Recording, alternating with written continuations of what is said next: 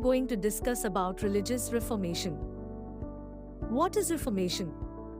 The religious movement that led to Protestantism in Europe is known as the Reformation. The Reformation brought about great changes in the social, political, and economic life of the people of Europe. This revolution, which tore the Church of Rome apart, has shaped the course of English history from the 1500s to the present. Here are some key points about Martin Luther and Catholic Church. Martin Luther. The movement began in 1517 when Martin Luther, a German monk, criticized certain practices of the Roman Catholic Church.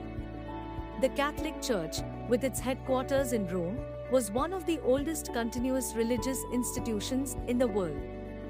The Catholic religion is based on the faith that it was founded by Jesus Christ and that its bishops are the descendants of his apostles.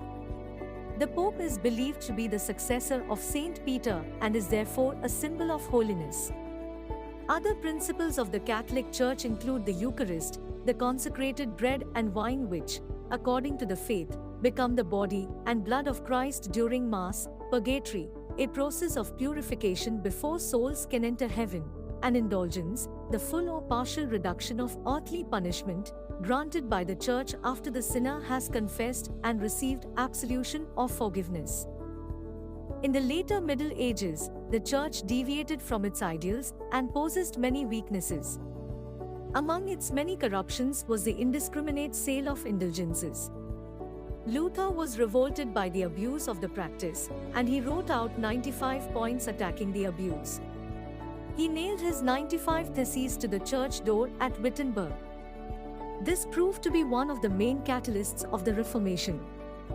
Luther believed that people could be saved solely through faith in Jesus Christ, and not through human effort or good works as held by the Catholic Church.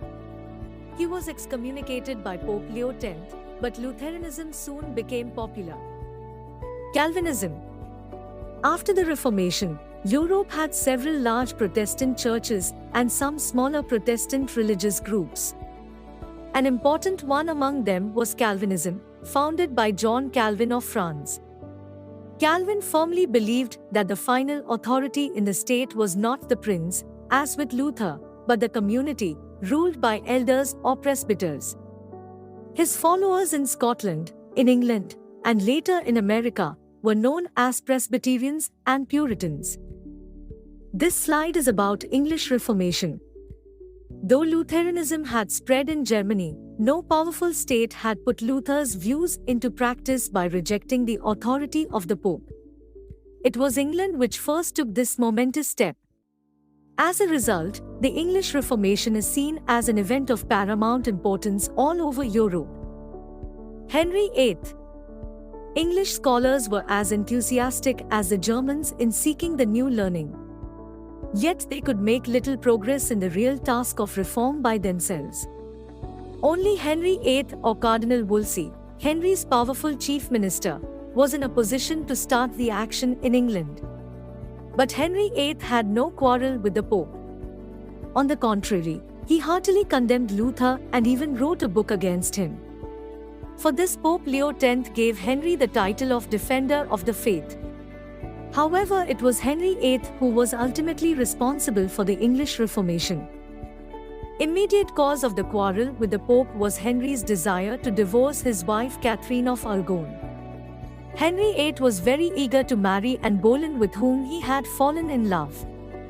But Pope Clement VII refused to annul Henry's marriage to Catherine. The most the Pope would do was to order the case to be tried before a court which included Cardinal Wolsey as the Pope's representative in England. The court adjourned without coming to a decision. An enraged Henry directed his wrath on Wolsey and dismissed him. Next is about Reformation Parliament. Further, the king summoned a parliament known as the Reformation Parliament. It proceeded at once to carry out the king's policy towards the church. A number of decisions were taken to curb the Pope's power over the English church. Henry then decided to proceed without the Pope and got married secretly to Anne Boleyn in 1533. It must be noted that in all his attacks on the church, Henry was only aiming at destroying papal power in England. He never attacked Roman Catholic doctrine. On the contrary, he insisted on his subjects observing it. Two important acts passed by the Reformation Parliament were the Act of Succession and the Act of Supremacy. The Act of Supremacy declared that the king was the supreme head of the Church of England. Englishmen were instructed to refer to the Pope as the Bishop of Rome. According to the Act of Succession, the children born of Henry and Anne Boleyn were heirs to the throne. Sir Thomas More and Bishop Fisher, who refused to recognize these acts, were charged with high treason and executed. Next, the closure of monasteries. The closure of the monasteries was a significant event during the Reformation, the Parliament. Here are some points about that. The Reformation Parliament further ordered the closure of the smaller monasteries. The monasteries were in decay in the early 16th century. One by one, all the monasteries were dissolved and their property was taken over by the Crown.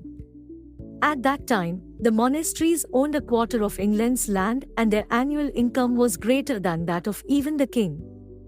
With the dissolution of the monasteries, an important form of religious life ceased to exist. Monks and nuns disappeared from the English scene.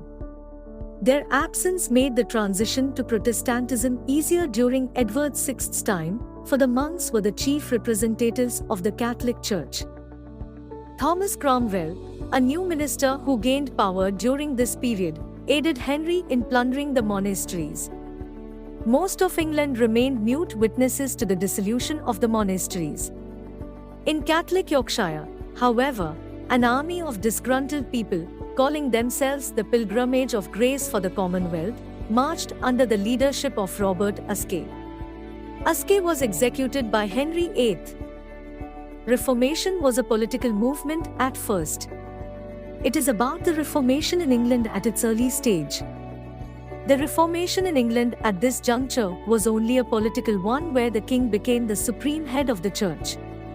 In fact, Henry's parliament passed the Statute of the Six Articles in 1539, according to which Catholic beliefs and worship were made compulsory. Anyone who disobeyed these articles was severely punished, and Protestants referred to this act as the whip with six strings.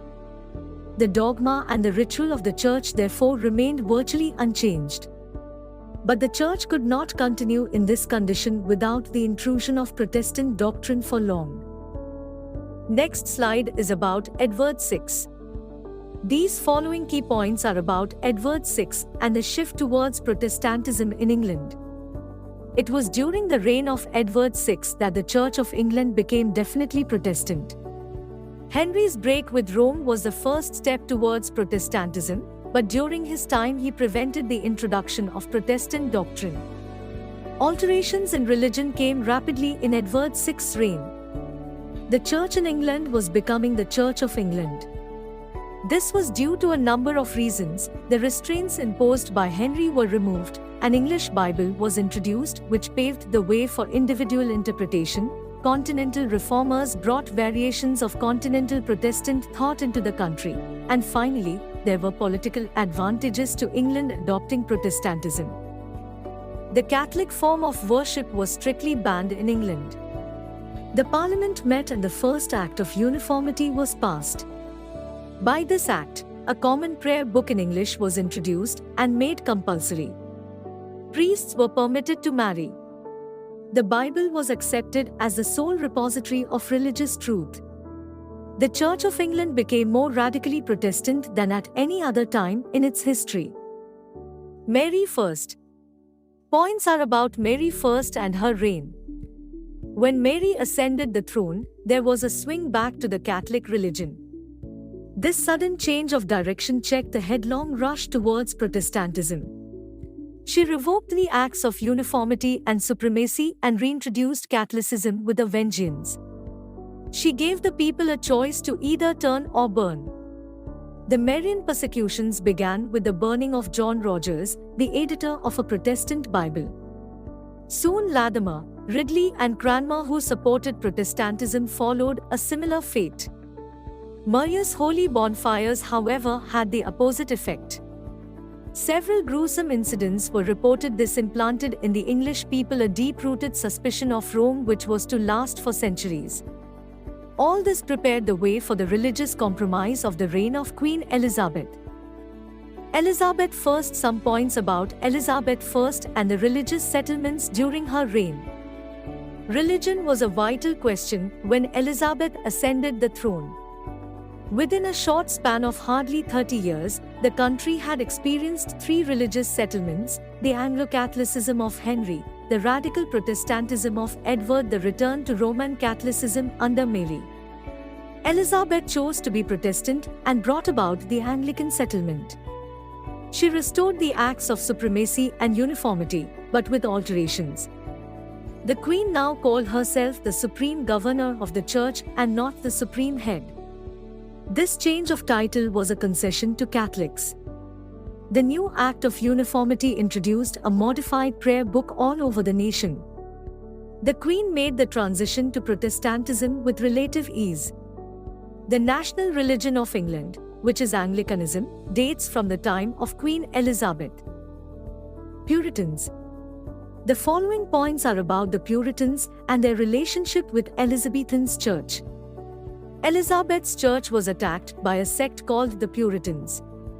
They were English Protestants who had fled England during Queen Mary's reign. Living on the continent, they were strongly influenced by John Calvin and returned to England as radicals during Elizabeth's reign. The Puritans disapproved of the compromise in Elizabeth's church. Elizabeth was highly irritated by the Puritans and appointed John Whitgift as the Archbishop of Canterbury. He hated the Puritans and managed to silence them through imprisonment and execution. The English Reformation was complete during the reign of Queen Elizabeth in the sense that the Church broke off from Rome and became Protestant. It was known henceforth as the Anglican Church. Under the able guidance of Elizabeth, there was peace and prosperity in England. Thank you. Full notes on Reformation is in another video. Link is in my description box. Thank you.